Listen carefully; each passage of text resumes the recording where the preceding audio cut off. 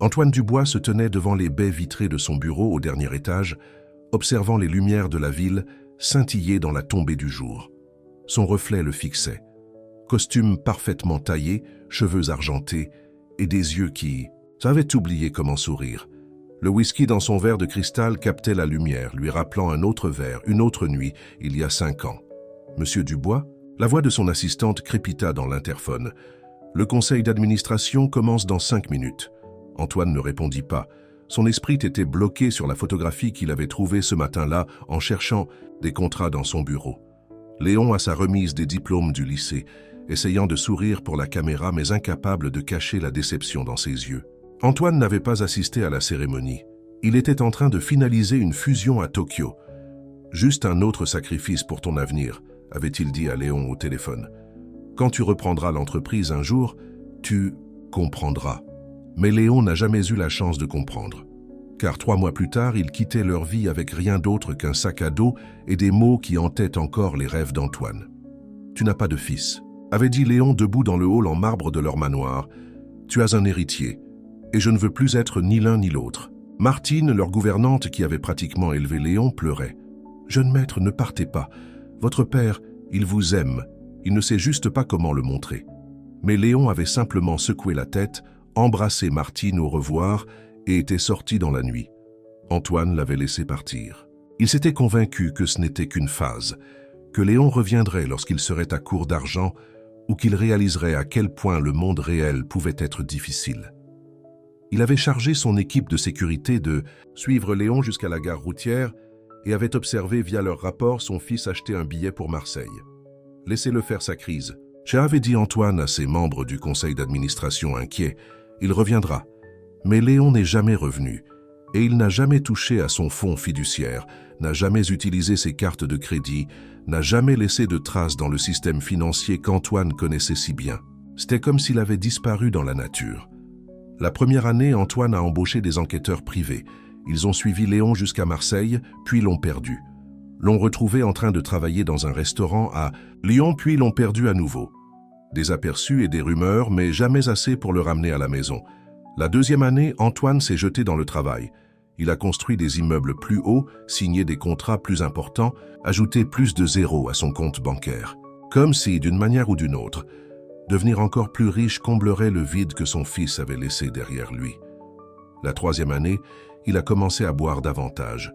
Pas assez pour affecter son travail, jamais ça, mais assez pour l'aider à dormir la nuit, sans voir le visage de Léon, sans entendre ses derniers mots.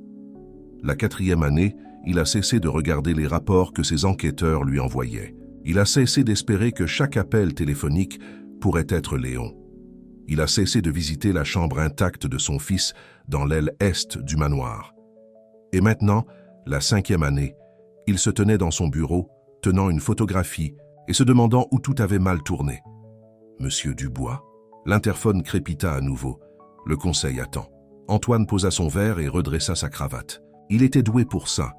Être l'homme d'affaires impitoyable, le faiseur d'affaires, l'homme qui pouvait acheter et vendre des entreprises comme les autres, achetait des courses. C'est en tant que père qu'il avait échoué. Le conseil d'administration s'est prolongé pendant des heures. Acquisition, fusion, marge bénéficiaire, toutes les choses qui avaient semblé si importantes lorsque Léon était enfant. Toutes les choses qui lui avaient coûté son fils. Il était presque minuit lorsqu'Antoine quitta enfin son bureau. La nuit était froide. Une légère pluie tombait sur les rues désertes. Son chauffeur était rentré chez lui des heures auparavant, mais Antoine ne s'en souciait pas. Parfois, marcher aidait à éclaircir ses idées. Il traversa la ruelle derrière son immeuble, un raccourci pour se rendre là où il avait garé sa voiture. L'odeur des ordures et de la pluie emplissait l'air, et ses souliers en cuir italien éclaboussèrent dans les flaques d'eau. C'est alors qu'il l'a vue. Une silhouette recroquevillée contre une benne à ordures, recouverte de couvertures déchirées. Juste un autre sans-abri dans une ville qui en était pleine. Antoine passait généralement devant de telles vues sans y prêter attention, mais quelque chose l'a fait s'arrêter. Peut-être était-ce la façon dont la silhouette était recroquevillée, les genoux ramenés à la poitrine. De la même manière que Léon avait l'habitude de dormir lorsqu'il était petit. Peut-être était-ce la culpabilité qui le rongeait toute la journée depuis qu'il avait trouvé cette photographie. Antoine fit un pas de plus. La silhouette ne bougea pas. « Hé !» appela-t-il doucement. « Ça va ?» Le paquet de couverture bougea. Un visage apparut, maigre, pâle, avec une barbe broussailleuse. Des yeux creux et fatigués le regardèrent. Le cœur d'Antoine s'arrêta. Ses yeux. Il connaissait ses yeux. Léon? Le nom s'échappa de ses lèvres avant qu'il ne puisse l'arrêter. La silhouette sursauta puis regarda de plus près. « Papa ?» La voix était différente, plus rauque, plus âgée. Mais Antoine la reconnaîtrait n'importe où. C'était la voix qui avait l'habitude de l'appeler papa et de lui demander des comptes du soir. La voix qui avait crié « Je te déteste » lors d'innombrables disputes d'adolescents. La voix qui avait dit au revoir il y a 5 ans. Antoine tomba à genoux, sans se soucier du sol mouillé ou de son costume à 1000 $, ses mains tendues, tremblantes, pour toucher le visage de son fils. « Léon » chuchota-t-il à nouveau. « Mon garçon !» Léon essaya de se retirer, mais il était trop faible. Sa peau brûlait de fièvre sous le toucher d'Antoine. « Que fais-tu ici ?» Les mots de Léon étaient légèrement brouillés. « Tu viens vérifier ton investissement ?» L'amertume de sa voix coupa profondément, mais Antoine ne le lâcha pas. « Tu es malade.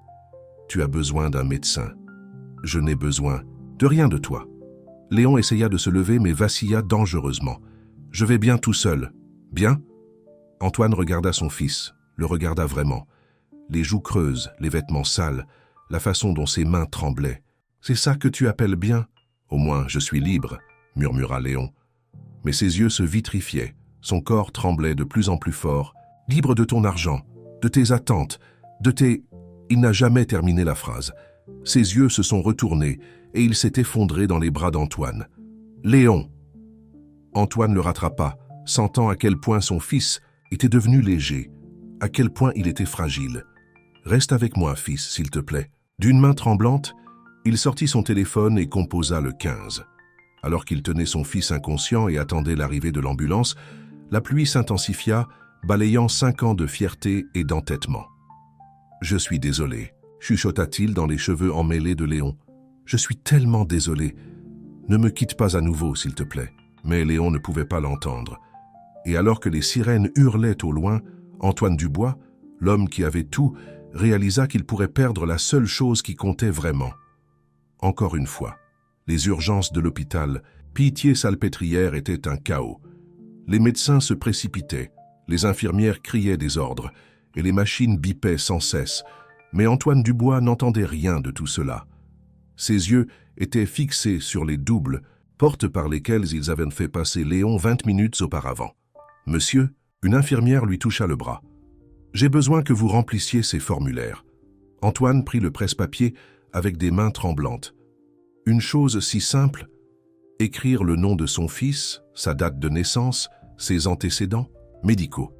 Mais il réalisa avec une douleur lancinante qu'il ne savait pas si Léon avait des allergies maintenant, ou quels médicaments il pourrait prendre. « Je ne... » Sa voix se brisa. « Je ne l'ai pas vu depuis 5 ans. » Le taux aussi. Visage de l'infirmière s'adoucit. « Remplissez simplement ce que vous savez, monsieur Dubois. » Bien sûr, elle l'a reconnu. Tout le monde à Paris connaissait Antoine Dubois, l'homme d'affaires milliardaire, l'homme dont le visage était sur les couvertures de magazines, l'homme qui possédait la moitié des immeubles de Paris, l'homme qui avait perdu son propre fils. Martine arriva 1 heure plus tard, ses cheveux gris encore en bigoudis, portant le même uniforme de gouvernante qu'elle portait depuis 20 ans. « Je suis venue dès que vous avez appelé, » dit-elle en embrassant Antoine. « Comment va-t-il » Ils ne me disent rien. La voix d'Antoine était rauque. « Je suis son père, mais je me sens comme un étranger. » Martine lui serra la main. Elle était la seule à ne jamais l'avoir jugé après le départ de Léon. La seule à l'avoir vu pleurer ce premier Noël sans son fils. « Vous l'avez retrouvé, » dit-elle doucement. « C'est ce qui compte maintenant. » Le médecin est enfin sorti après. Ce qui a semblé des heures. « Monsieur Dubois. » Antoine se leva si vite qu'il eut le vertige. « Comment va-t-il ? Votre fils est gravement sous-alimenté et souffre d'une grave pneumonie. Nous avons commencé à lui administrer des antibiotiques et des liquides. Il présente également des signes d'abus de substances ? » « Non. » Antoine secoua la tête. « Pas Léon. Il n'a même jamais bu au lycée. » « Monsieur Dubois. » La voix du médecin était douce, mais ferme. « Beaucoup de choses peuvent changer en 5 ans dans la rue. Nous avons trouvé des traces d'injections sur ses bras. » Les mots ont frappé Antoine comme des coups physiques. Son fils, son garçon brillant et ambitieux qui voulait sauver le monde, dormant dans les ruelles, s'injectant de la drogue dans les veines. Puis-je le voir? Le médecin hocha la tête. Il est sous sédatif, mais vous pouvez vous asseoir avec lui. La chambre 412 était silencieuse, sauf pour le bip régulier des moniteurs. Léon était allongé dans le lit d'hôpital, paraissant petit et brisé. Il l'avait nettoyé, rasé sa barbe, mais cela ne faisait que rendre les creux de ses joues plus évidents. Antoine s'effondra sur la chaise à côté du lit. Sous les lumières fluorescentes crues, il pouvait voir toutes les marques que les ruses avaient à laisser sur son fils, les cicatrices sur ses bras, la fracture mal consolidée de son nez, la façon dont ses clavicules ressortaient de sa peau. « Que t'est-il arrivé ?» chuchota-t-il en prenant la main de Léon. Elle était si froide. « Qu'est-ce qui t'a fait choisir ça plutôt que la maison ?»« Il a choisi la liberté », dit une voix de la porte. Antoine se retourna pour voir une jeune femme se tenir là. Elle avait les cheveux roses vifs et portait un jean déchiré avec un haut d'infirmière. « Qui êtes-vous ?»« Je suis Sophie, je travaille au centre d'hébergement d'urgence de la rue du Faubourg Saint-Antoine. » Elle entra dans la chambre. Léon y séjourne parfois quand il fait vraiment froid. La gorge d'Antoine se serra. Un centre d'hébergement. Son fils avait dormi dans des centres d'hébergement pour sans-abri pendant qu'il vivait dans un manoir de 30 chambres. Le connaissez-vous? Bien? Les yeux de Sophie s'adoucirent. Il parle parfois de vous, quand il passe une mauvaise nuit. Que dit-il? Qu'il manque à son père, celui qui lui lisait des contes du soir et l'emmenait à la pêche. Elle fit une pause. Pas celui qui l'a remplacé par des feuilles de calcul et des conseils d'administration. Les mots ont frappé juste avec une précision douloureuse. Antoine regarda son fils endormi, se souvenant de ses parties de pêche. Comment le visage de Léon s'illuminait lorsqu'il attrapait quelque chose. Comme il était fier de le montrer à son père. Quand était la dernière fois qu'ils avaient fait quelque chose comme ça? Il a vraiment essayé, vous savez, continua Sophie. Il s'est désintoxiqué 2 fois. Il a trouvé du travail, mais quelque chose l'a toujours ramené vers le bas. Elle croisa le regard d'Antoine. Il n'a jamais utilisé votre nom. Il n'a jamais demandé d'aide. Il a dit qu'il devait prouver qu'il pouvait réussir par lui-même. Fierté. La même fierté entêtée qui avait empêché Antoine de courir après son fils cette nuit-là. La même fierté qui avait ruiné leurs 2 vies. « Je peux lui offrir les meilleurs traitements, » dit Antoine. « Des médecins privés, des centres de réadaptation, ce n'est pas ce dont il a besoin. » La voix de Sophie était gentille mais ferme. Il a besoin de son père, pas de son compte bancaire. Elle partit ensuite, laissant Antoine seul avec la vérité qu'il évitait depuis 5 ans. L'argent ne pouvait pas résoudre ce problème. Tous ces milliards ne pouvaient pas racheter le temps. Perdu ne pouvait pas guérir les blessures qu'il avait causées. Martine entra plus tard avec du café et des vêtements de rechange pour Antoine. Elle jeta un coup d'œil à Léon et éclata en larmes. « Mon pauvre bébé », chuchota-t-elle, en caressant ses cheveux comme elle le faisait lorsqu'il était malade enfant. « Que vous ont-ils fait ?»« C'est moi qui ai fait ça, » dit Antoine tranquillement. « Je l'ai poussé à ça. » Martine se tourna brusquement vers lui. « Maintenant, écoutez-moi, Antoine Dubois. Vous avez fait des erreurs, de grosses erreurs, mais ce n'est pas vous qui avez mis cette aiguille dans son bras. Ce n'est pas vous qui l'avez fait vivre.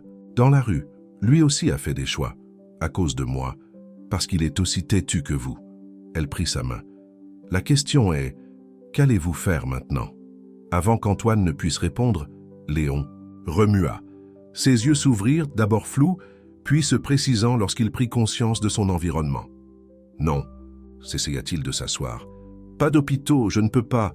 Léon, s'il te plaît. » Antoine tendit la main vers lui, mais Léon recula. « Je ne veux pas de ton aide. » Mais les mots se sont dissous dans une quinte de tout qu'il a laissé haletant. Martine se précipita pour chercher une infirmière, tandis qu'Antoine regardait impuissant son fils lutter pour respirer. « Tu peux me haïr, » dit-il lorsque la toux de Léon s'est finalement calmée. « Tu peux ne plus jamais me parler après ça. Mais s'il te plaît, laisse-nous t'aider à aller mieux. » Léon le regarda longuement. Il avait l'air si fatigué, tellement plus âgé que ses 23 ans. Pourquoi?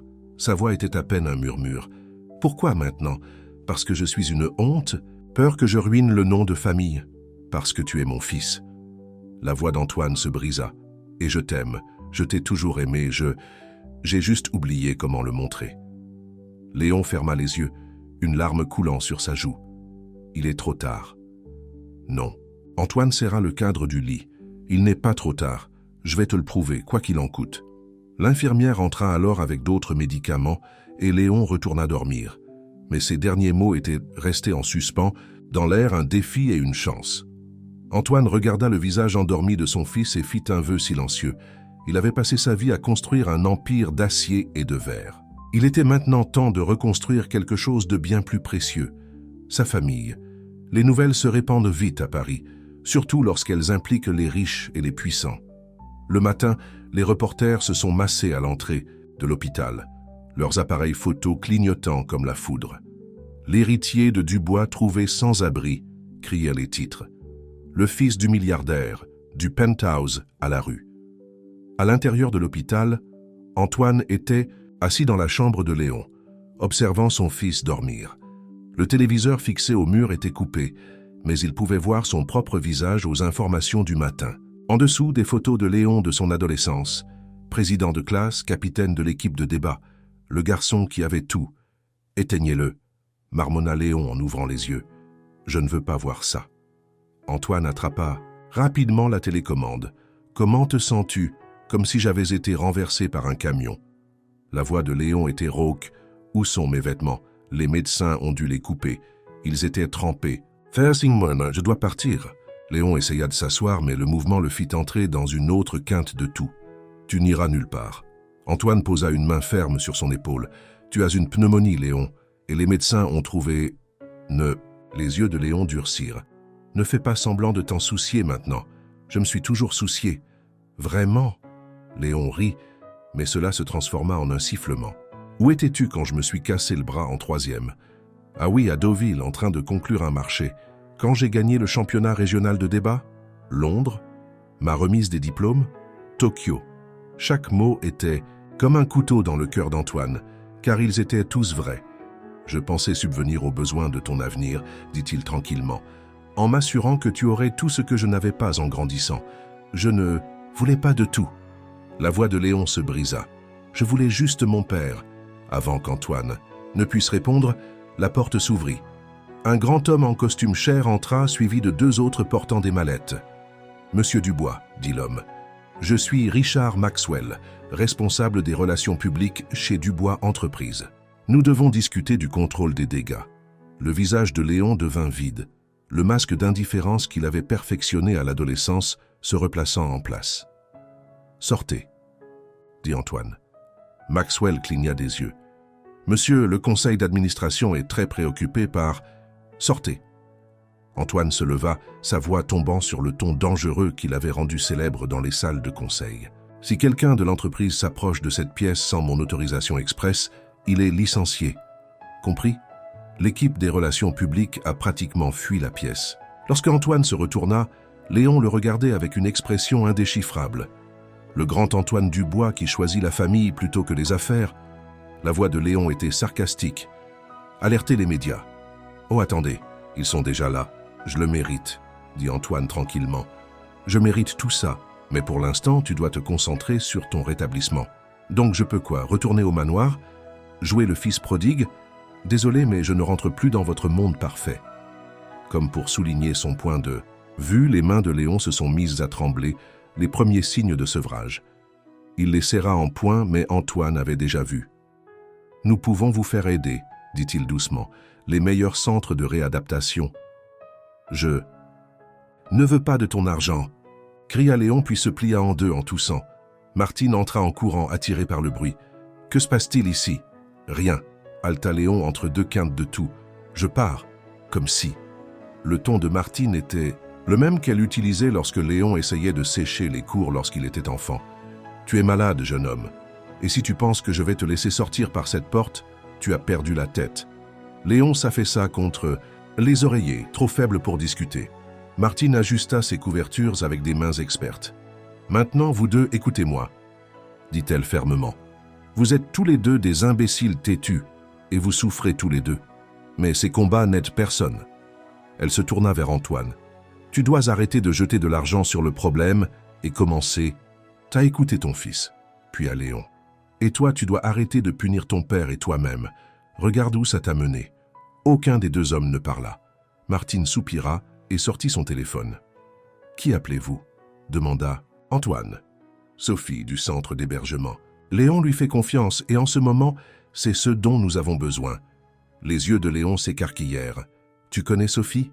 Elle est venue, » dit Antoine. « Elle se soucie de toi. » Quelque chose scintilla dans les yeux de Léon, de l'espoir peut-être, ou de la peur. « T'a-t-elle tout dit ?»« Elle m'a assez dit. » Antoine s'assit à nouveau. « À propos de tes tentatives de désintoxication, comment tu n'as jamais utilisé mon nom ou mon argent ?» Léon détourna le regard. « Je voulais prouver que je pouvais réussir par moi-même, et tu as failli mourir en le faisant. » La voix de Martine était douce mais ferme. Parfois, demander de l'aide n'est pas une faiblesse, bébé. C'est de la force. Une infirmière entra avec les médicaments du matin de Léon.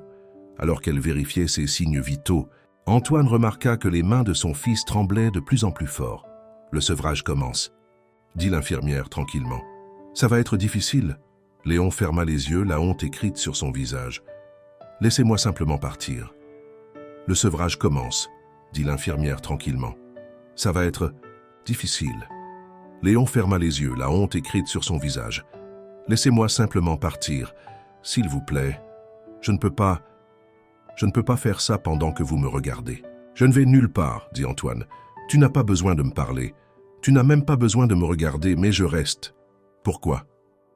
La voix de Léon était faible, presque enfantine. « Pourquoi maintenant ? Parce qu'il y a 5 ans, je t'ai laissé partir. Et ce fut la plus grosse erreur de ma vie. » Antoine prit la main tremblante de son fils. « Je ne referai pas cette erreur. » Sophie arriva 1 heure plus tard, ses cheveux roses contrastant avec les murs stériles de l'hôpital. Elle jeta un coup d'œil à Léon et sortit un carnet usé de son sac. « Ton journal intime » dit-elle en le posant sur sa table de chevet. « Tu l'as laissé au centre d'hébergement d'urgence de la rue du Faubourg Saint-Antoine la semaine dernière. » Léon fixa le carnet comme s'il s'agissait d'une bouée de sauvetage. « Je ne l'ai pas lu. » Elle sourit. « Mais peut-être devrais-tu le partager avec ton père, quand tu seras prêt. » La journée s'étira. Les symptômes de sevrage de Léon s'aggravèrent. Sueur, tremblements, nausées. Il se recroquevilla sur le lit, refusant que quiconque le touche. Antoine resta, regardant impuissant son fils, se battre contre des combats qu'il ne pouvait pas mener à sa place. Martine apporta du café et des sandwichs que personne ne mangea. Sophie resta assise dans un coin, sa présence rendant la pièce moins tendue d'une certaine manière. Comme la nuit tombait, Léon parla enfin de nouveau, sa voix rauque. « Je n'ai jamais voulu être comme ça, » murmura-t-il. « J'avais des rêves, des projets. »« Tu peux encore les réaliser, » dit Antoine. « Il n'est pas trop tard. » Léon se tourna pour le regarder, vraiment le regarder, pour la première fois en 5 ans. « Comment le sais-tu ? » ?»« Parce que tu es mon fils. » La voix d'Antoine était ferme. « Et les Dubois n'abandonnent pas, même quand nous devrions. » Un sourire fantomatique effleura le visage de Léon. « C'est ta façon d'admettre que tu étais têtu ? Peut-être. » Antoine lui rendit son sourire, et pendant un instant, les années qui les séparaient semblèrent un peu moins vastes. Puis le corps de Léon fut pris d'une autre vague de sevrage, et l'instant se brisa. Mais cette fois, quand Antoine lui prit la main, Léon ne la retira pas. Ce n'était pas du pardon. Ce n'était même pas de l'acceptation, mais c'était un début. Devant l'hôpital, les journalistes attendaient toujours avec leurs caméras. Le conseil d'administration de Dubois Entreprises devait probablement être en plein désarroi. L'empire commercial qu'Antoine avait bâti était peut-être même en train de vaciller. Mais pour la première fois en 5 ans, rien de tout cela n'importait. Parce que dans la chambre 412, un père apprenait enfin ce que signifiait être riche. Les jours suivants apportèrent plus de défis qu'Antoine ne l'avait prévu. Son téléphone n'arrêtait pas de sonner, avec des appels des membres du conseil d'administration, des actionnaires et des journalistes. Tout le monde voulait savoir des nouvelles de Léon, des drogues, et pourquoi le puissant Antoine Dubois avait laissé son fils unique finir dans la rue. « Monsieur », dit son assistante Angélique, apportant une nouvelle pile de messages dans la chambre d'hôpital. « Le conseil d'administration exige une réunion d'urgence. Il parle d'un vote de défiance. » Antoine leva à peine les yeux de l'endroit où il était assis près du lit de Léon. « Laissez-les voter. Mais monsieur, votre poste de PDG, mon fils est plus important. » Léon, qui avait fait semblant de dormir, ouvrit les yeux. « Ne sois pas stupide, va à ta réunion. Je ne te quitterai pas. Je n'ai pas besoin d'une babysitter. » La voix de Léon était aiguë, mais ses mains tremblèrent de nouveau. Les symptômes de sevrage survenaient par vagues, le laissant alternativement en colère et désespéré. « Je ne vais nulle part, trop faible pour courir, tu te souviens ?» Avant qu'Antoine ne puisse répondre, un autre visiteur arriva. Victor Lefebvre, son plus vieil ami et directeur financier de la société, se tenait sur le seuil, l'air grave. « Gray, nous devons parler maintenant. » Quelque chose dans le ton de Victor poussa Antoine à le suivre dans le couloir. Ils se connaissaient depuis l'université, colocataires ayant bâti Dubois Entreprises de toutes pièces. « Les vautours tournent autour » dit Victor sans préambule. « Dufour Technologies a fait une offre ce matin. Ils veulent nous racheter. » Antoine leva brusquement la tête. « Quoi ? Ils utilisent ce scandale à leur avantage. Notre action chute, les actionnaires sont nerveux. Si tu ne viens pas à cette réunion, nous n'aurons peut-être plus de société à sauver. » Dans la pièce, il pouvait entendre Léon tousser. Le son déchirait le cœur d'Antoine. « Je ne peux pas le quitter, Vic. Pas encore une fois. Alors amène-le avec toi. » Les deux hommes se retournèrent pour voir Sophie debout là, ses cheveux roses attachés en un chignon professionnel. Elle avait troqué son jean déchiré habituel contre un pantalon et un blazer. « Les médecins disent qu'il est suffisamment stable pour être déplacé, » continua-t-elle. « Et l'hôpital n'est de toute façon plus le meilleur endroit pour lui maintenant. Trop de journalistes se faufilant à l'intérieur en se faisant passer pour des infirmiers. Il a besoin de soins. »« Médicaux, » protesta Antoine. « J'ai tout arrangé avec le centre de réadaptation Nouvelle Espérance, » dit Sophie. « C'est le meilleur centre de réadaptation de la région, et il n'est qu'à 10 minutes de ton bureau. » Victor hocha la tête avec approbation. « Tu pourrais lui rendre visite entre les réunions. Montre au conseil d'administration que tu gères les deux situations. Et qu'en est-il de ce que veut Léon ?» demanda Antoine. « Il ne me fait pas confiance. Il pensera que j'essaie de le contrôler à nouveau. Alors laisse-moi lui parler. » La voix de Sophie était ferme. Il sait que je ne suggérerais pas ça si ce n'était pas la meilleure option. Dans la chambre, Léon discutait avec Martine au sujet de son déjeuner. « Je n'ai pas faim, » marmonna-t-il en repoussant la soupe. « Tu es peau et os ?» Le réprimanda Martine. « Comment espères-tu aller mieux si tu ne manges pas ?» Sophie se racla la gorge. « Léon, on peut parler ?» Son visage s'illumina légèrement à la vue de Sophie, puis s'assombrit lorsqu'il remarqua sa tenue. « C'est quoi ce look corporate? Je me fais belle, non ?» Elle s'assit au bord de son lit. « Écoute, nous devons discuter des prochaines étapes. » L'expression de Léon se ferma. « Je t'ai dit que je n'irais pas dans un centre de réadaptation chic. Nouvelle Espérance n'est pas chic, c'est bien. Vraiment bien. Ils aident vraiment les gens, ils ne les cachent pas simplement. » Elle lui prit la main. « Et tu sais que tu as besoin d'aide. Je peux le faire tout seul. Comme tu l'as fait ?» Sa voix était douce, mais ferme. « Comment ? Ça marche ?» Léon détourna le regard, mais pas avant qu'il ne voie les larmes dans ses yeux. « J'ai peur, » murmura-t-il. Sophie serra sa main. « Je sais, mais tu n'es plus seul. Mon père a une entreprise à gérer, » dit Léon amèrement. « Il ne peut pas me faire le coup de la babysitter pour toujours. »« Non, » intervint Antoine de la Porte, « mais je peux venir tous les jours. Entre les réunions, après le travail, quand tu as besoin de moi, jusqu'à ce que la prochaine grosse affaire arrive. » La voix de Léon se brisa.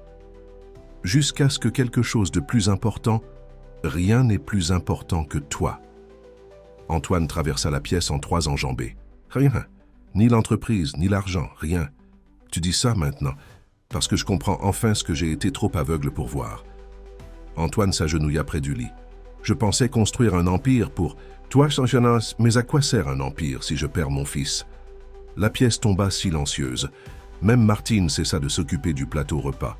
Finalement, Léon parla, sa voix faible. « Et si j'échoue? Et si je ne peux pas me sevrer? Alors on essaiera encore. » Antoine prit la main tremblante de son fils. « Autant de fois qu'il le faudra. La presse va s'en donner à cœur joie. Laissez-les. Je m'en fiche maintenant. » Léon étudia le visage de son père, cherchant le moindre signe de tromperie. « Tu penses vraiment ça, n'est-ce pas ?» « De tout mon cœur, » Sophie sourit. « Alors, je devrais appeler Nouvelle Espérance ?» Léon prit une profonde inspiration, puis hocha la tête. « D'accord, mais j'ai des conditions. »« Tout, » dit rapidement Antoine. « Je ne veux pas de traitement de faveur, pas d'aile privée, pas de privilèges supplémentaires. Je fais ça comme n'importe qui d'autre. C'est fait. Et... Léon hésita. Je veux te lire mon journal intime. Des extraits, de toute façon. Pour que tu comprennes. Tout. La gorge d'Antoine se serra. J'aimerais ça. Victor, qui observait silencieusement, depuis la porte s'avança. Je déteste interrompre, mais Gray, la réunion du conseil... C'est vrai. Antoine se leva. Je vais régler cette situation avec Dufour Technologies, puis je reviendrai pour aider avec le transfert. À Nouvelle Espérance. Dufour Technologies. Léon se redressa. La société de Marc Dufour. Quelque chose dans son ton fit que tout le monde le regarda. « Tu connais Marc Dufour ?» demanda Victor. Le visage de Léon était devenu pâle. « On peut dire ça. C'est lui qui m'a trouvé, 6 mois après mon départ. Il m'a proposé un emploi. » Il rit amèrement. Il a dit qu'il voulait aider le fils prodigue à se débrouiller seul. « Mais tu ne l'as pas accepté ?» dit lentement Antoine. « Si, en fait. Pendant presque 1 an. » Les mains de Léon tremblèrent de nouveau, mais pas à cause du sevrage. Jusqu'à ce que je découvre ce qu'il voulait vraiment. Ce qui était des informations confidentielles sur Dubois Entreprises, l'accès à tes serveurs privés, tout ce qu'il pouvait utiliser contre toi. Léon regarda son père. Quand j'ai refusé, les choses sont devenues désagréables. Victor jura entre ses dents. Il planifie ça depuis des années, utiliser mon propre fils contre moi. La voix d'Antoine était mortellement calme. C'est pour ça que tu t'es retrouvé dans la rue, à cause de Dufour, une partie de ça. Léon ne le regardait pas.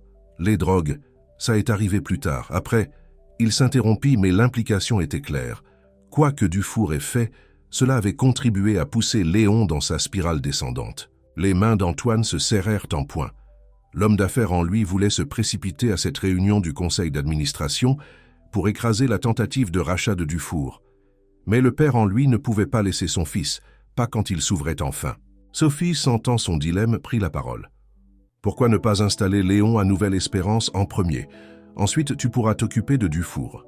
Il compte probablement sur le fait que tu sois distrait, » ajouta Victor. « Utilisez la situation de Léon pour faire passer ce rachat.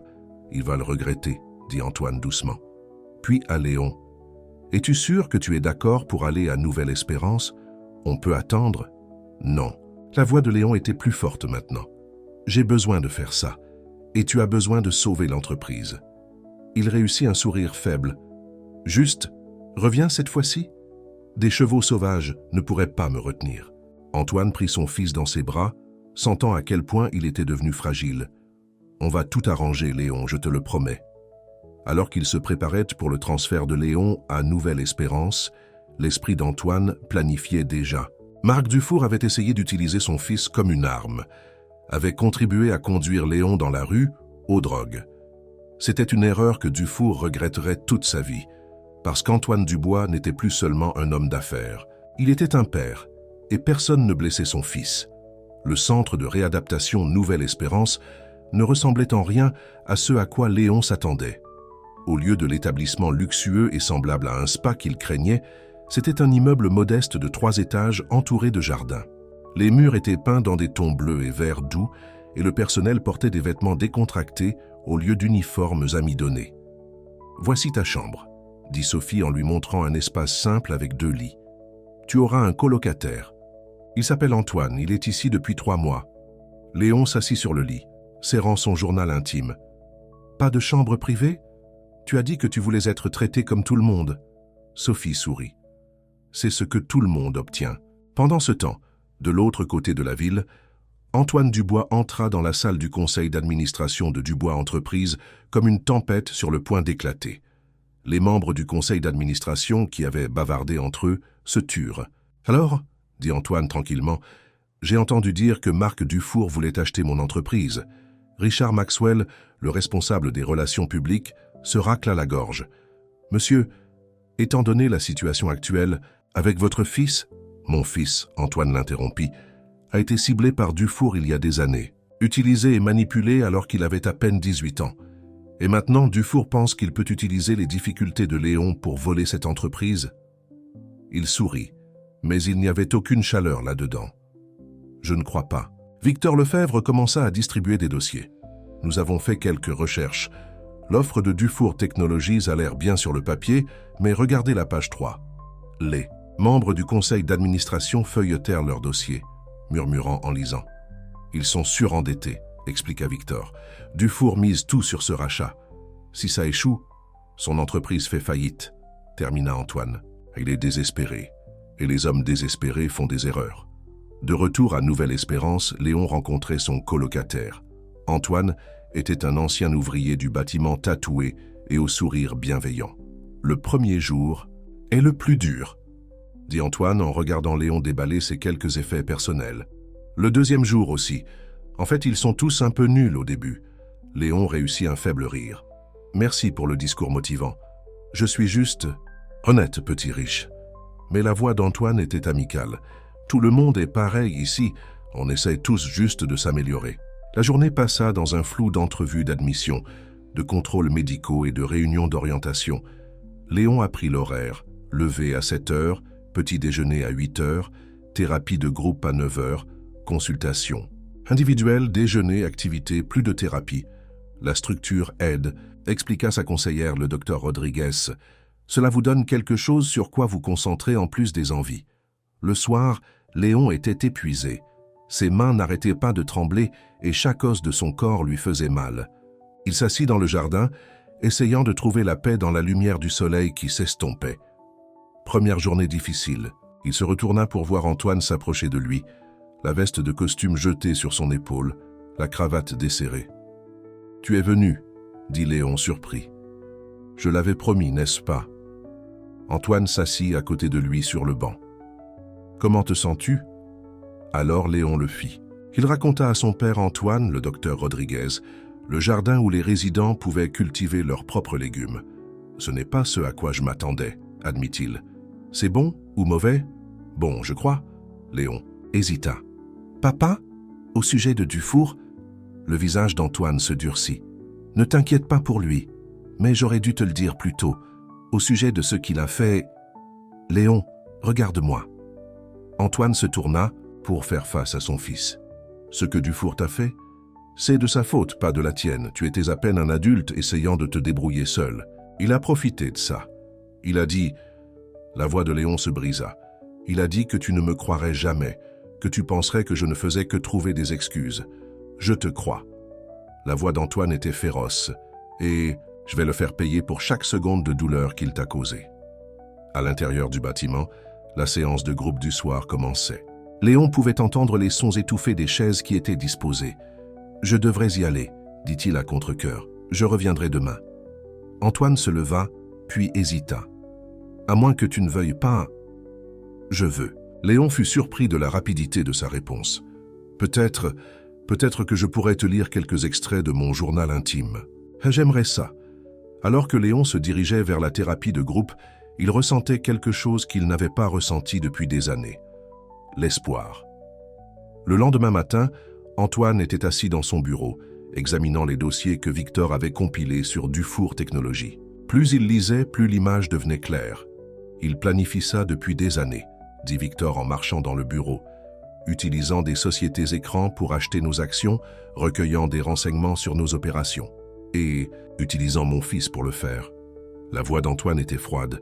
C'est pourquoi il a d'abord approché Léon. Il savait qu'un adolescent fugueur serait vulnérable. « Que veux-tu faire ?» Antoine regarda la photo sur son bureau.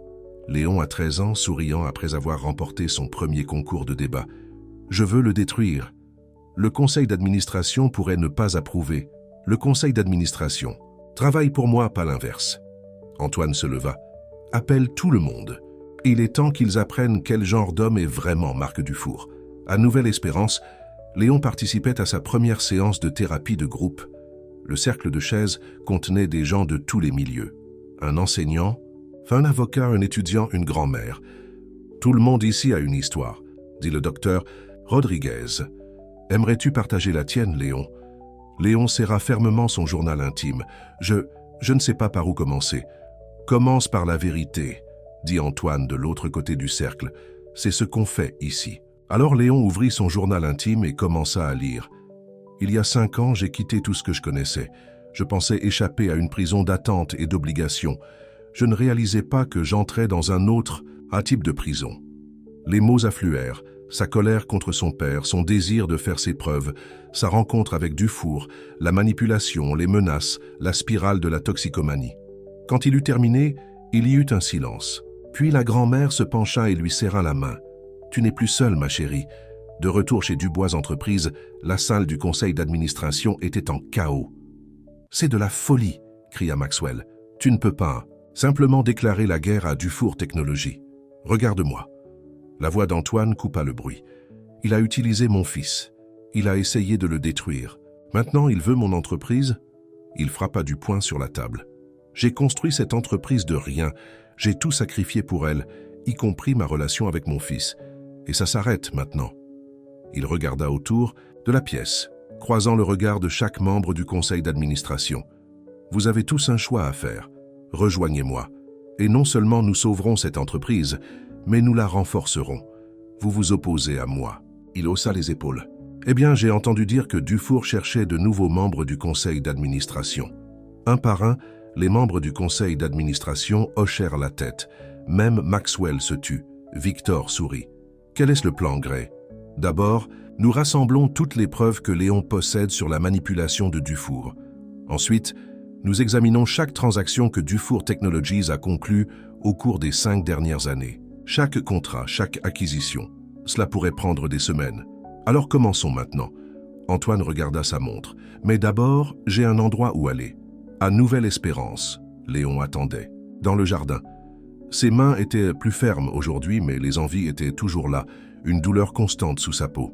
« Journée difficile ?» demanda Antoine en s'asseyant. Léon hocha la tête.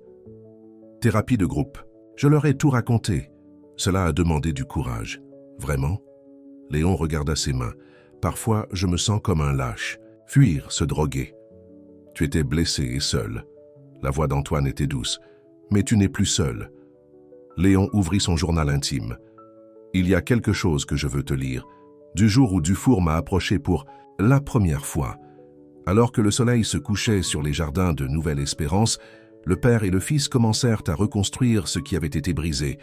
Et de l'autre côté de la ville, les premiers mouvements d'une autre guerre étaient en train d'être faits. Parce que parfois, guérir signifie faire face au passé. Et parfois, cela signifie se défendre. 2 semaines passèrent à Nouvelle-Espérance. Les préparatifs d'une autre guerre étaient en train d'être faits. Parce que parfois, guérir signifie faire face au passé. Et parfois, cela signifie se défendre. 2 semaines passèrent à Nouvelle-Espérance. Le tremblement s'était arrêté, mais la vraie bataille ne faisait que commencer. Chaque matin apportait de nouveaux défis, de nouveaux démons à affronter.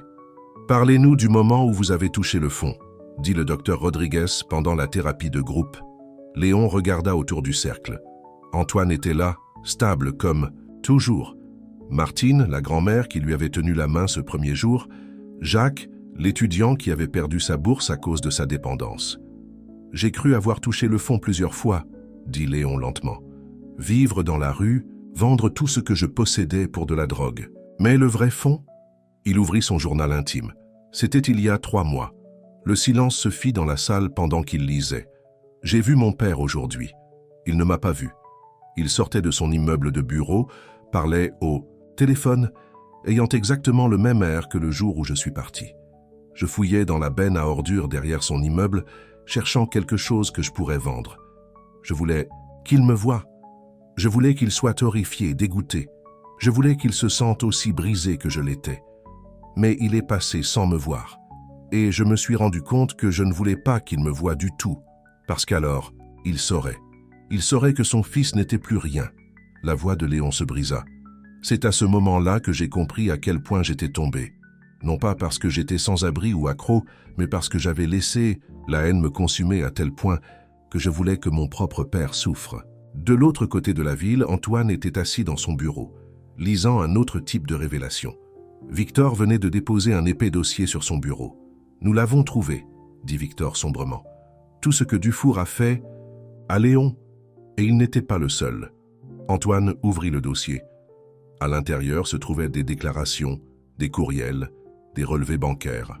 Un schéma de Dufour ciblant de jeunes personnes vulnérables, issues de familles riches, leur offrant des emplois, puis les utilisant pour recueillir des informations sur les entreprises de leur famille. Certaines d'entre elles ont fini comme « Léon », continua Victor, dans la rue Accro. D'autres se sont suicidés. Dufour a tout étouffé avec des clauses de confidentialité et des pots de vin. Les mains d'Antoine tremblèrent de rage. « Organisez-moi une réunion avec lui. Antoine, peut-être devrions-nous... Organisez-moi une réunion. » À Nouvelle-Espérance, Léon avait sa séance individuelle avec le docteur Rodriguez. « Vous êtes ici depuis 2 semaines, dit-elle. Que pensez-vous des visites quotidiennes ? » De votre père, Léon regarda par la fenêtre le jardin. Une partie de moi continue d'attendre qu'il arrête de venir, qu'il trouve une affaire plus importante que son fils toxicomane. A-t-il manqué une seule visite? Non. Léon sourit légèrement. Il a même reporté une réunion du conseil d'administration hier parce qu'elle était en conflit avec notre rendez-vous. Et qu'est-ce que cela vous fait ressentir? Peur. La voix de Léon était à peine un murmure. Parce que se passe-t-il si c'est réel? Que se passe-t-il s'il a vraiment changé? Alors toutes ces années à le haïr, à le blâmer pour tout, signifierait que vous devez faire face à vos propres choix? Léon hocha la tête, les larmes aux yeux. Le lendemain, Marc Dufour entra dans Dubois Entreprises comme s'il en était déjà le propriétaire. Son costume coûteux et son sourire narquois rayonnaient de confiance. « Antoine » dit-il poliment. « Enfin prêt à discuter de mon offre ?» Antoine ne se leva pas pour le saluer, ne lui offrit pas sa main. Il fit simplement un geste vers la chaise en face de son bureau. « Dites-moi, Marc, comment se porte le programme de recrutement chez Dufour Technologies, le sourire de Dufour ?» Vacilla. « Je ne suis pas sûr de ce que vous voulez dire. » « Non ?» Antoine ouvrit le dossier sur son bureau. « Permettez-moi de rafraîchir votre mémoire. Il y a 5 ans, vous avez approché mon fils. 18 ans, en colère contre son père. Cible parfaite, tout comme la fille de Thierry Moreau et le fils de Jean-Pierre Martin et au moins 6 autres. La couleur se vida du visage de Dufour. Vous auriez vraiment dû vérifier ces clauses de confidentialité plus attentivement, continua Antoine. C'est incroyable ce que les gens vous diront lorsqu'ils apprennent qu'ils ne sont pas les seules victimes. Écoutez-moi. Non, c'est vous qui allez écouter. La voix d'Antoine aurait pu figer le feu. Vous avez blessé mon fils, vous vous en êtes servi. Vous avez contribué à le pousser dans la rue, à la drogue. Et puis vous avez essayé d'utiliser sa souffrance pour voler ma société? Dufour se leva. Vous ne pouvez rien prouver. Vous voulez parier? Antoine appuya sur un bouton de son téléphone. Victor? La porte s'ouvrit. Victor entra, suivi de 3 personnes que Dufour reconnaissait clairement. Thierry Moreau, Jean-Pierre Martin et Sophie, toujours en tenue professionnelle. « Vous vous souvenez de moi ?» La voix de Sophie était froide. « Je n'étais pas qu'une simple travailleuse sociale qui a aidé Léon. Je collectais des preuves, je constituais un dossier. Parce que Léon n'était pas le seul à avoir besoin de justice. » Dufour se jeta sur la porte, mais la sécurité était déjà là. « Vous avez 2 choix, » dit Antoine calmement. « Céder le contrôle de Dufour Technologies à ma société au prix que je fixe, ou faire face à des accusations criminelles. La police nationale s'intéresse beaucoup à vos méthodes de recrutement. Vous bluffez. Essayez-moi. » Antoine se leva. « Vous avez essayé de détruire mon fils pour obtenir ma société. Maintenant, je vais prendre votre société pour sauver mon fils. Cela vous semble juste, n'est-ce pas? » À Nouvelle-Espérance, Léon était dans le jardin avec Antoine, travaillant sur leur potager. « Votre père vient aujourd'hui ?» demanda Antoine, creusant un trou pour une plante de tomates. « Il devrait être là bientôt. » Léon consulta sa montre. À moins qu'il n'y ait eu un imprévu au travail. « Léon !» Il se retourna et vit son père s'approcher d'eux, le costume poussiéreux, la cravate de travers, mais souriant. « Papa, tu es en avance. J'ai eu une réunion intéressante aujourd'hui. » Antoine s'assit sur leur banc habituel, avec Marc Dufour. Les mains de Léon se figèrent dans la terre. « Quoi? Nous avons tout trouvé, fils. Les autres qu'il a blessés, toute l'opération. » La voix d'Antoine s'adoucit. « Pourquoi ne m'as-tu pas dit à quel point c'était grave ?» Léon ne pouvait pas le regarder dans les yeux. « J'avais honte. Il m'a fait me sentir si stupide. Il a dit que j'étais juste un riche gamin gâté qui jouait à l'indépendance. Que personne ne me croirait plutôt que lui. Je te crois. » Antoine tendit la main, sans se soucier que les mains de Léon soient couvertes de terre de jardin. « Et les autres victimes aussi? Sophie nous a aidés à les trouver. » « Sophie ?» Léon leva les yeux, surpris. « Elle enquêtait sur lui. » pendant 2 ans. Elle travaillait avec un groupe de défense des victimes. Antoine serra les mains de son fils. Dufour a fini, Léon. Il ne fera plus jamais de mal à personne. Les yeux de Léon se remplirent de larmes. Je croyais que c'était de ma faute. Être faible, le laisser me manipuler, non. La voix d'Antoine était farouche. Tu étais jeune, blessé, et il en a profité. Mais tu as survécu. Tu vas mieux. Et je n'ai jamais été aussi fier de toi. Antoine, qui avait travaillé, tranquillement à proximité, prit la parole. On dirait que ton père a bien botté des fesses aujourd'hui. Léon rit à travers ses larmes. Oui, il l'a fait. Bien. Antoine hocha la tête. Maintenant, vous deux pouvez m'aider à planter ces tomates. Même les hommes d'affaires peuvent se salir les mains parfois, n'est-ce pas? À la surprise de Léon, Antoine retira sa veste et retroussa ses manches. Montrez-moi ce qu'il faut faire. Alors qu'ils travaillaient ensemble dans le jardin, Léon sentit quelque chose bouger en lui. La haine et la colère qui l'avaient animé pendant 5 ans commencèrent à se fissurer, laissant entrer quelque chose de nouveau. Le pardon.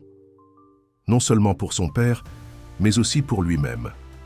Plus tard, au coucher du soleil, Léon ouvrit son journal intime à une nouvelle page et commença à écrire. Aujourd'hui, j'ai appris que parfois, la chose la plus forte que l'on puisse faire est de lâcher prise. Lâcher prise de la haine, lâcher prise du blâme, lâcher prise de la personne que je pensais devoir être. Il leva les yeux vers son père qui essayait toujours d'enlever de la terre de ses chaussures en cuir italien. Et parfois, écrivit-il, les gens que vous pensiez perdus à jamais retrouvent leur chemin vers vous. Non pas à cause de l'argent, du pouvoir ou de la vengeance, mais à cause de l'amour. « Qu'est-ce que tu écris » demanda Antoine. Léon sourit. « Notre histoire, la vraie. Pas celle des empires commerciaux ou de la vengeance. Celle d'un père et d'un fils qui retrouvent leur chemin l'un vers l'autre. Tu penses qu'elle a une fin heureuse? Je ne sais pas encore. » Léon ferma son journal intime. « Mais pour la première fois en 5 ans, je pense que c'est possible. » Les lumières du jardin s'allumèrent, signalant l'heure des médicaments du soir. Léon se leva plus fort qu'il ne l'avait été 2 semaines auparavant, mais toujours fragile, toujours en voie de guérison. « Même heure demain » demanda-t-il. Antoine le serra dans ses bras, sans se soucier de la terre du jardin sur leurs vêtements. « Essaie de m'en empêcher, parce que parfois les plus grandes victoires ne sont pas remportées dans les salles de conseil. Elles sont remportées dans les salles d'hôpital, les centres de réadaptation et les jardins tranquilles, où les choses brisées apprennent à repousser. » La nouvelle de la chute de Marc Dufour s'est répandue à Paris comme une traînée de poudre. « Magnate de la technologie démasquée » hurlèrent les titres. Le complot du milliardaire contre le fils de son rival révélé. Mais dans le jardin paisible du centre de réadaptation Nouvelle Espérance, Léon Dubois avait des choses plus importantes auxquelles s'inquiéter. Aujourd'hui marquait 1 mois de sobriété, et il était sur le point d'affronter son plus grand défi. « Thérapie familiale », annonça le docteur Rodriguez, faisant un geste vers les chaises de son bureau. « Êtes-vous tous les deux prêts, Léon ?» Et Antoine s'assirent, aucun des deux ne regardant vraiment l'autre. Ils avaient passé des heures ensemble au cours du mois précédent, lisant le journal intime de Léon, travaillant dans le jardin, parlant de Dufour. Mais c'était différent. « Léon, » dit le docteur Rodriguez doucement, « pourquoi ne commenceriez-vous pas? Parlez à votre père de la nuit où vous êtes parti. » Léon ouvrit son journal intime, les mains tremblantes. « J'essaie d'écrire à ce sujet depuis des semaines. C'est toujours plein de colère. » Il prit une profonde inspiration. « Mais peut-être que c'est le problème. Peut-être que j'ai besoin d'être honnête au lieu d'être en colère. » Antoine resta parfaitement immobile, à l'écoute. « Ce n'était pas seulement parce que vous aviez manqué ma remise des diplômes du lycée, » commença Léon. « Ou les concours de débat ou les matchs de foot. C'était à cause de la façon dont vous me regardiez. Comme si j'étais un projet, un investissement, quelque chose à modeler pour en faire l'héritier parfait. Fils, je n'ai jamais... S'il vous plaît. » Le docteur Rodriguez leva la main. « Laissez-le finir. » Léon continua, sa voix devenant plus forte. « Ce soir-là, j'avais préparé tout un discours, à propos de ma volonté d'étudier la littérature au lieu des affaires, à propos d'un possible métier d'enseignant ou d'écrivain. Mais quand je suis entré dans votre bureau, vous parliez déjà de mon avenir dans l'entreprise, de l'héritage que j'allais recevoir. » Il leva les yeux, rencontrant le regard de son père. « Et je me suis rendu compte que vous ne m'aviez jamais demandé ce que je voulais. Pas une seule fois en 18 ans. Le visage d'Antoine s'affaissa. Je pensais que je vous donnais tout, tout sauf le choix. La voix de Léon se brisa. Alors j'ai choisi pour moi-même. Je suis parti. Et puis Dufour vous a trouvé, termina Antoine tranquillement. Il savait exactement quoi dire. Comment me faire sentir vu, apprécié. Il a posé des questions sur mes rêves, mes projets. Léon rit amèrement. J'étais tellement désespéré de prouver que je pouvais réussir sans votre argent que je n'ai pas vu ce qu'il voulait vraiment. Le docteur Rodriguez se pencha en avant. Antoine, qu'est-ce que cela vous fait ressentir d'entendre cela? Comme un imbécile. La voix d'Antoine était rauque d'émotion. J'étais tellement occupé à construire un empire pour Léon que je n'ai pas vu que je le perdais. Et quand il avait le plus besoin de moi, quand Dufour détruisait sa vie, j'étais trop aveugle pour le voir. Vous ne pouviez pas savoir, j'aurais dû. Antoine se leva, parcourant le bureau à grands pas. Je suis ton père, j'aurais dû te protéger. Au lieu de cela, je t'ai chassé et je t'ai laissé vulnérable à des hommes comme Dufour, Léon. Regarda son père, voyant non pas le puissant homme d'affaires, mais un homme brisé par le regret. « Papa, dit-il doucement, j'ai besoin de te montrer quelque chose. » Il tourna une page plus récente de son journal intime. « J'ai écrit cela la semaine dernière, après que tu aies fait tomber Dufour, après que tu m'aies choisi plutôt que l'entreprise. Ce que votre père a fait était très puissant, fit remarquer le docteur Rodriguez. Qu'est-ce que cela vous a fait ressentir? Comme si j'avais peut-être eu tort aussi. Léon commença à lire. Aujourd'hui, j'ai regardé mon père planter des tomates avec des chaussures de créateur sale. L'homme qui avait autrefois refusé de manquer une réunion du conseil d'administration pour ma remise des diplômes, a passé 3 heures à jouer dans la terre parce que je le lui ai demandé. Et je me suis rendu compte que les gens peuvent changer, même les milliardaires, même moi. Antoine s'assit, les larmes aux yeux. La partie la plus difficile du rétablissement, continua Léon en lisant, n'est pas seulement de se sevrer, c'est de faire face à la vérité sur soi-même. J'ai blâmé mon père pour tout. J'ai fait de lui le méchant de mon histoire parce que c'était plus facile que d'admettre mes propres erreurs. Plus facile que d'affronter le fait que j'ai choisi la drogue plutôt que de demander de l'aide. J'ai choisi la haine plutôt que la guérison. Le docteur Rodriguez sourit encourageant. C'est un aperçu puissant, Léon. Mais voici le truc. Léon regarda son père. Tu as fait des erreurs, de grosses erreurs, et j'ai fait les miennes.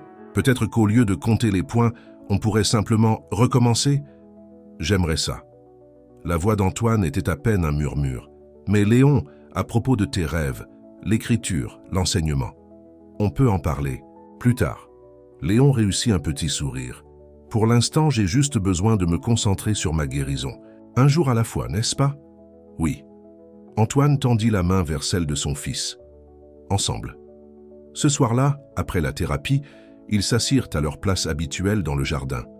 Les plants de tomates qu'ils avaient plantés commençaient à pousser, de minuscules pousses vertes s'élevant vers le ciel. « Sophie a appelé, » dit Antoine. « Le groupe de soutien pour les victimes de Dufour commence la semaine prochaine. Elle pense que ton histoire pourrait aider d'autres personnes à se manifester. » Léon regarda les plantes. « Je ne suis pas prêt à en parler publiquement. Personne ne te presse. Mais quand tu seras prêt, si jamais tu l'es, tu n'auras pas à le faire seul. » Un silence confortable s'installa entre eux, brisé seulement par le son lointain de l'appel des médicaments du soir. « Tu sais ce dont je me souviens ?» dit soudainement Antoine. « Quand tu avais 6 ans, tu as écrit cette histoire d'un dragon qui avait peur du feu. Ton institutrice a dit que c'était trop imaginatif, pas assez pratique.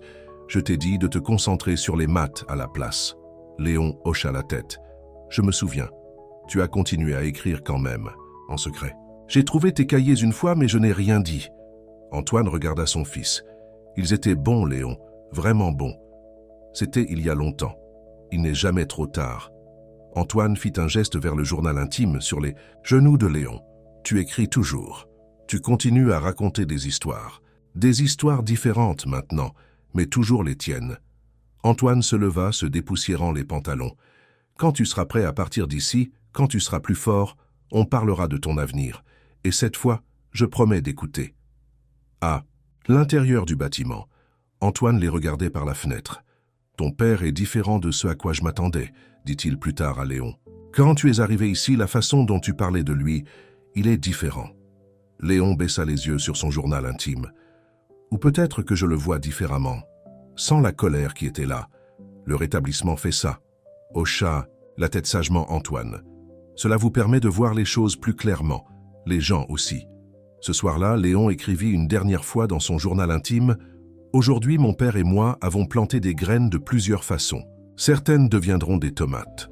D'autres pourraient donner quelque chose de plus difficile à voir, mais tout aussi réel. La confiance, la compréhension, le pardon. Ces jardins invisibles prennent du temps, mais pour la première fois, je crois qu'ils peuvent fleurir. » Dans son bureau de l'autre côté de la ville, Antoine Dubois était assis à son bureau, regardant un autre type de papier. Pas des contrats ou des documents de fusion, mais des brochures d'établissements supérieurs, des programmes de littérature, des certificats d'enseignement, des options qu'il aurait dû envisager il y a 5 ans. Il prit son téléphone et composa un numéro familier. « Victor, vous vous souvenez de cette fondation éducative dont nous avons parlé ? Celle qui aide les personnes ayant surmonté une dépendance à retourner à l'école. Faisons-le, et appelons-la la Fondation Nouvelle Espérance, parce que parfois la meilleure façon de soigner de vieilles blessures est d'aider les autres à soigner les leurs. Et parfois, la plus grande entreprise qu'un père puisse construire n'est pas faite d'acier et de verre. Elle est construite avec des deuxièmes chances, le pardon et l'amour. Un jour à la fois. 2 mois après le début du rétablissement de Léon à Nouvelle Espérance, un visage familier apparut à la réception.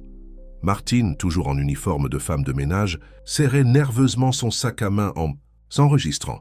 « J'espère que c'est acceptable que je sois venue », dit-elle lorsque Léon la rencontra dans la salle des visiteurs. « Votre père a dit que vous alliez mieux et je devais le voir par moi-même. » Léon la serra fort, dans ses bras, respirant le parfum familier de cire à meubles au citron et de biscuits aux pépites de chocolat qui avaient toujours signifié la maison.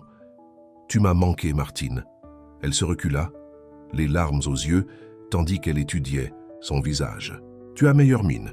Toujours trop maigre, mais mieux. » Avant que Léon puisse répondre, Antoine passa et fit un arrêt. « Attendez, c'est là Martine? Martine au biscuit ?» Léon rit. « Martine, voici mon colocataire Antoine. J'ai peut-être mentionné vos pâtisseries 1 ou 2 fois. 1 ou 2 fois ?» Antoine sourit. « Essayez chaque soir. Les biscuits de Martine pourraient résoudre la paix dans le monde. » Les biscuits de Martine pourraient rendre même la thérapie de groupe supportable. Martine rayonna, sortant une boîte familière de son sac à main.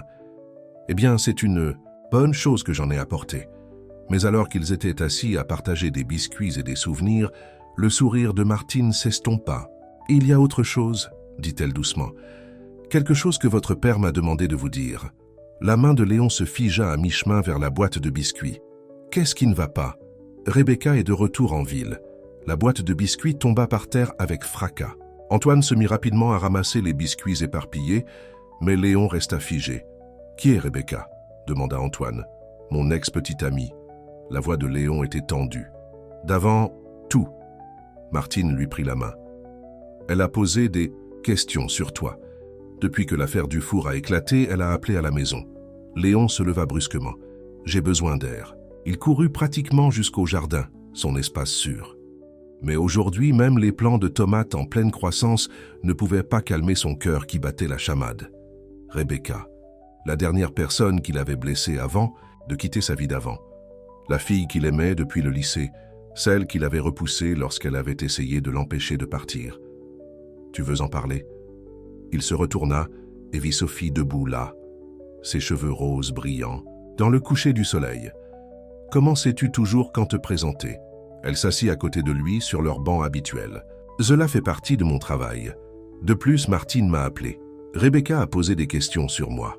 Je sais. » Sophie l'observa attentivement. « Qu'est-ce que cela te fait ressentir ?» Léon ouvrit son journal intime, tournant une page. D'il y a 5 ans. Rebecca a essayé de m'empêcher de partir aujourd'hui. Elle a dit qu'elle m'aimait, que nous pourrions arranger les choses ensemble. Je lui ai dit que l'amour ne suffisait pas, qu'elle n'était qu'une autre chaîne qui essayait de me retenir. Le regard dans ses yeux, quand je lui ai dit « ça, je ne l'oublierai jamais », alors qu'il tournait une nouvelle page. Le pire dans la désintoxication, ce n'est pas la douleur physique, c'est de se souvenir de toutes les personnes que vous avez blessées, de tous les ponts que vous avez brûlés. Certains peuvent être reconstruits, comme avec papa, D'autres, sa voix se brisa. On ne peut pas changer le passé, dit Sophie doucement, mais on peut choisir comment gérer le présent. Je ne sais pas si je suis assez fort pour l'avoir. Il y a 2 mois, tu n'étais pas assez fort pour te faire face à toi-même. Elle fit un geste vers le jardin. Regarde comme tu as progressé. À l'intérieur, Martine était toujours assise avec Antoine, lui montrant des photos sur son téléphone. C'était Léon à son championnat de débat, dit-elle fièrement. Et celui-ci, son 16e anniversaire. Il a tellement changé, s'émerveilla Antoine. Heureux, il l'était. La voix de Martine se brisa, jusqu'à ce qu'il ne le soit plus. Antoine arriva alors, plus tôt que lors de sa visite du soir habituelle. « Martine, tu lui as dit ?» Elle hocha la tête. « Il est dans le jardin avec Sophie. » Antoine les trouva toujours assis sur le banc, Léon serrant son journal comme un bouclier. « Fils, tu savais ?» demanda Léon sans lever les yeux. « À propos de Rebecca qui me demande, elle est venue à mon bureau la semaine dernière. » Antoine s'assit de l'autre côté de Léon. « Elle a vu les nouvelles concernant Dufour. Elle voulait savoir si tu allais bien. Que lui as-tu dit? La vérité, que tu vas mieux, que tu fais le dur travail de la guérison. » Antoine fit une pause. « Elle a pleuré quand je lui ai raconté comment je t'avais trouvé derrière la benne à ordures. » Léon ferma les yeux. « Je ne peux pas la voir, papa, pas encore. Personne ne te le demande. Mais... » Antoine sortit une enveloppe de sa poche. « Elle t'a écrit ça. Tu n'es pas obligé de la lire maintenant. Ou jamais. C'est ton choix. Choix. » Un mot si simple. Mais il signifiait tout pour Léon maintenant. Il prit l'enveloppe des mains tremblantes. L'écriture familière de Rebecca sur le devant lui fit remonter un flot de souvenirs. Leur premier rendez-vous, les séances d'études dans la bibliothèque du manoir, elle essayant de lui faire entendre raison cette dernière nuit. « J'ai été si cruel envers elle, murmura-t-il. Tu étais en colère et blessé, lui rappela Sophie. Mais tu n'es plus cette personne. » Léon glissa la lettre dans son journal. « Je la lirai, juste pas aujourd'hui. » Ce soir-là, après le départ de Martine, laissant la boîte à biscuits derrière elle malgré les règles concernant les aliments extérieurs, Léon s'assit avec Antoine dans leur chambre. « Alors, dit Antoine en croquant un biscuit, la célèbre Rebecca, hein? Oui. Tu vas lire la lettre? » Léon toucha son journal où l'enveloppe était cachée entre ses pages. « Finalement, quand je serai plus fort, tu es plus fort que tu ne le penses, petit riche. » Antoine lui lança un biscuit. « Mais c'est normal de prendre ton temps. » Plus tard, lors de sa visite du soir, Antoine trouva Léon de retour dans le jardin en train d'écrire. Nouvelle entrée dans le journal. Léon hocha la tête. À propos de Rebecca, à propos des choix, à propos du fait que parfois, la personne la plus difficile à pardonner est soi-même. Antoine s'assit tranquillement, laissant son fils écrire. Les lumières du jardin s'allumèrent, projetant de longues ombres sur les plates-bandes. « Papa? As-tu... déjà ?» Léon hésita. « Après la mort de maman, t'es-tu autorisé à aimer à nouveau ?» Le souffle d'Antoine se coupa. Il parlait rarement de la mère de Léon décédée alors qu'il n'avait que 4 ans. « Non, dit-il finalement. Je me suis jeté dans le travail, à gagner de l'argent. Je pensais que si j'arrivais à avoir assez de succès, assez d'argent, cela comblerait le vide qu'elle avait laissé. » Il regarda son fils. « Je me trompais. C'est pour ça que tu m'as poussé si fort? Pour réussir.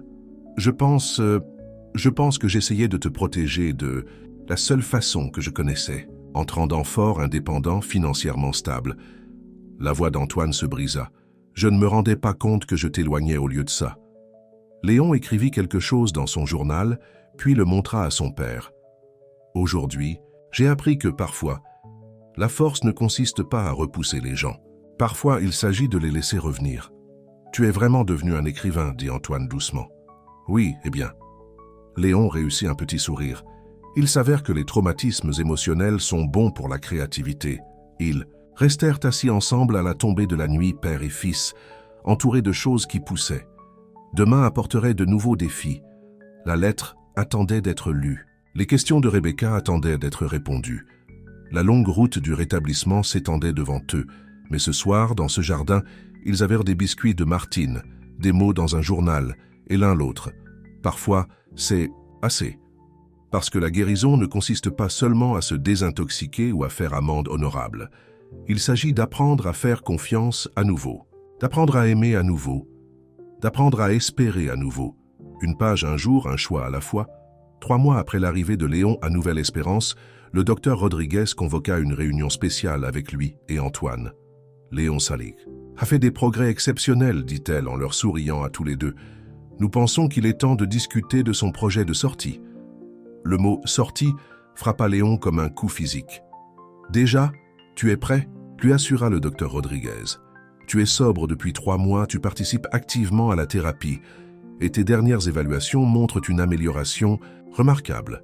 Mais... » Léon regarda son père, puis la docteure. « Où irai-je ?»« À la maison, » dit immédiatement Antoine. « Ta chambre est exactement comme tu l'as laissée. » Léon tordit ses mains sur ses genoux. « Je ne sais pas si je peux. Cette maison, il y a trop de souvenirs. Alors on en fera de nouveau. » Antoine se pencha en avant. « J'y ai réfléchi.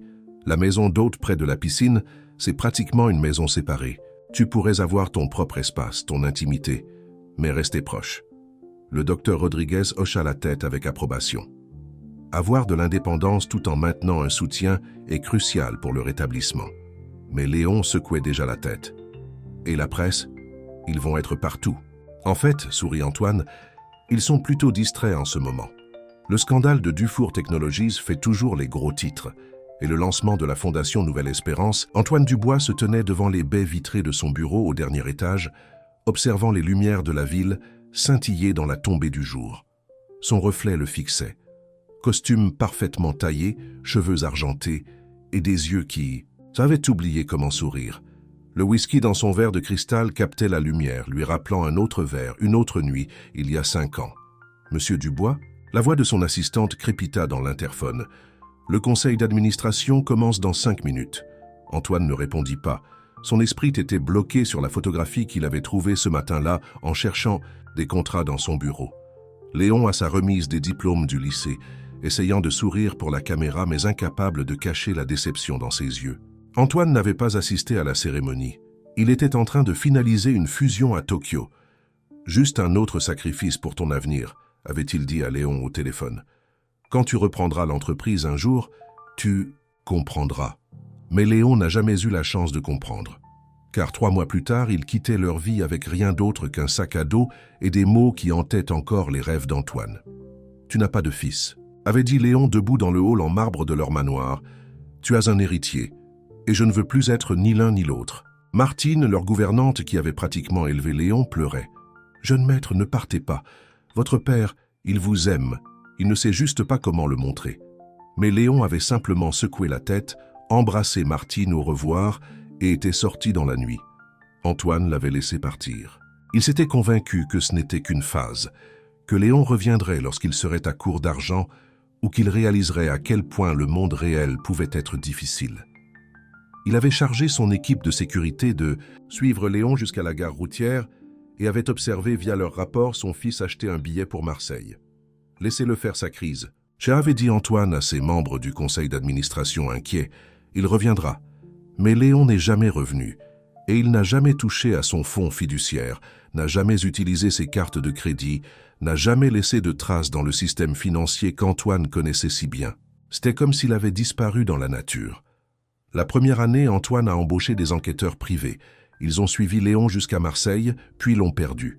L'ont retrouvé en train de travailler dans un restaurant à Lyon, puis l'ont perdu à nouveau. Des aperçus et des rumeurs, mais jamais assez pour le ramener à la maison. La deuxième année, Antoine s'est jeté dans le travail.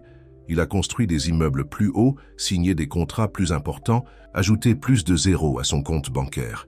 Comme si, d'une manière ou d'une autre, devenir encore plus riche comblerait le vide que son fils avait laissé derrière lui. La troisième année, il a commencé à boire davantage. Pas assez pour affecter son travail, jamais ça, mais assez pour l'aider à dormir la nuit, sans voir le visage de Léon, sans entendre ses derniers mots. La quatrième année, il a cessé de regarder les rapports que ses enquêteurs lui envoyaient. Il a cessé d'espérer que chaque appel téléphonique pourrait être Léon. Il a cessé de visiter la chambre intacte de son fils dans l'aile est du manoir. Et maintenant, la cinquième année, il se tenait dans son bureau, tenant une photographie et se demandant où tout avait mal tourné. « Monsieur Dubois ?» L'interphone crépita à nouveau. Le conseil attend. Antoine posa son verre et redressa sa cravate. Il était doué pour ça. Être l'homme d'affaires impitoyable, le faiseur d'affaires, l'homme qui pouvait acheter et vendre des entreprises comme les autres achetait des courses. C'est en tant que père qu'il avait échoué. Le conseil d'administration s'est prolongé pendant des heures. Acquisition, fusion, marge bénéficiaire, toutes les choses qui avaient semblé si importantes lorsque Léon était enfant. Toutes les choses qui lui avaient coûté son fils. Il était presque minuit lorsqu'Antoine quitta enfin son bureau. La nuit était froide. Une légère pluie tombait sur les rues désertes. Son chauffeur était rentré chez lui des heures auparavant, mais Antoine ne s'en souciait pas. Parfois, marcher aidait à éclaircir ses idées. Il traversa la ruelle derrière son immeuble, un raccourci pour se rendre là où il avait garé sa voiture. L'odeur des ordures et de la pluie emplissait l'air, et ses souliers en cuir italien éclaboussèrent dans les flaques d'eau. C'est alors qu'il l'a vue. Une silhouette recroquevillée contre une benne à ordures, recouverte de couvertures déchirées. Juste un autre sans-abri dans une ville qui en était pleine. Antoine passait généralement devant de telles vues sans y prêter attention, mais quelque chose l'a fait s'arrêter. Peut-être était-ce la façon dont la silhouette était recroquevillée, les genoux ramenés à la poitrine. De la même manière que Léon avait l'habitude de dormir lorsqu'il était petit. Peut-être était-ce la culpabilité qui le rongeait toute la journée depuis qu'il avait trouvé cette photographie. Antoine fit un pas de plus. La silhouette ne bougea pas. « Hé !» appela-t-il doucement. « Ça va ?» Le paquet de couverture bougea. Un visage apparut, maigre, pâle, avec une barbe broussailleuse. Des yeux creux et fatigués le regardèrent. Le cœur d'Antoine s'arrêta. Ses yeux. Il connaissait ses yeux. Léon? Le nom s'échappa de ses lèvres avant qu'il ne puisse l'arrêter. La silhouette sursauta puis regarda de plus près. « Papa ?» La voix était différente, plus rauque, plus âgée. Mais Antoine la reconnaîtrait n'importe où. C'était la voix qui avait l'habitude de l'appeler papa et de lui demander des comptes du soir. La voix qui avait crié « Je te déteste » lors d'innombrables disputes d'adolescents. La voix qui avait dit au revoir il y a 5 ans. Antoine tomba à genoux, sans se soucier du sol mouillé ou de son costume à 1000 $, ses mains tendues, tremblantes, pour toucher le visage de son fils. « Léon » chuchota-t-il à nouveau. « Mon garçon !» Léon essaya de se retirer, mais il était trop faible. Sa peau brûlait de fièvre sous le toucher d'Antoine. « Que fais-tu ici ?» Les mots de Léon étaient légèrement brouillés. « Tu viens vérifier ton investissement ?» L'amertume de sa voix coupa profondément, mais Antoine ne le lâcha pas. « Tu es malade. Tu as besoin d'un médecin. Je n'ai besoin de rien de toi. » Léon essaya de se lever, mais vacilla dangereusement. « Je vais bien tout seul. Bien ?» Antoine regarda son fils, le regarda vraiment. Les joues creuses, les vêtements sales, la façon dont ses mains tremblaient. « C'est ça que tu appelles bien ? Au moins, je suis libre, » murmura Léon. Mais ses yeux se vitrifiaient, son corps tremblait de plus en plus fort. « Libre de ton argent, de tes attentes, de tes... » Il n'a jamais terminé la phrase. Ses yeux se sont retournés et il s'est effondré dans les bras d'Antoine. « Léon !» Antoine le rattrapa, sentant à quel point son fils était devenu léger, à quel point il était fragile. « Reste avec moi, fils, s'il te plaît. » D'une main tremblante, il sortit son téléphone et composa le 15. Alors qu'il tenait son fils inconscient et attendait l'arrivée de l'ambulance, la pluie s'intensifia, balayant 5 ans de fierté et d'entêtement. « Je suis désolé », chuchota-t-il dans les cheveux emmêlés de Léon. « Je suis tellement désolé. Ne me quitte pas à nouveau, s'il te plaît. » Mais Léon ne pouvait pas l'entendre. Et alors que les sirènes hurlaient au loin, Antoine Dubois, l'homme qui avait tout, réalisa qu'il pourrait perdre la seule chose qui comptait vraiment. Encore une fois, les urgences de l'hôpital, Pitié-Salpêtrière, étaient un chaos. Les médecins se précipitaient, les infirmières criaient des ordres, et les machines bipaient sans cesse, mais Antoine Dubois n'entendait rien de tout cela. Ses yeux étaient fixés sur les doubles portes par lesquelles ils avaient fait passer Léon 20 minutes auparavant. « Monsieur », une infirmière lui toucha le bras. « J'ai besoin que vous remplissiez ces formulaires. » Antoine prit le presse-papier avec des mains tremblantes. Une chose si simple, écrire le nom de son fils, sa date de naissance, ses antécédents médicaux. Mais il réalisa avec une douleur lancinante qu'il ne savait pas si Léon avait des allergies maintenant, ou quels médicaments il pourrait prendre.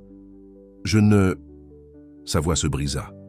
Je ne l'ai pas vu depuis 5 ans. Le ton aussi. Visage de l'infirmière s'adoucit. Remplissez simplement ce que vous savez, monsieur Dubois. Bien sûr, elle l'a reconnu. Tout le monde à Paris connaissait Antoine Dubois, l'homme d'affaires milliardaire, l'homme dont le visage était sur les couvertures de magazines, l'homme qui possédait la moitié des immeubles de Paris, l'homme qui avait perdu son propre fils.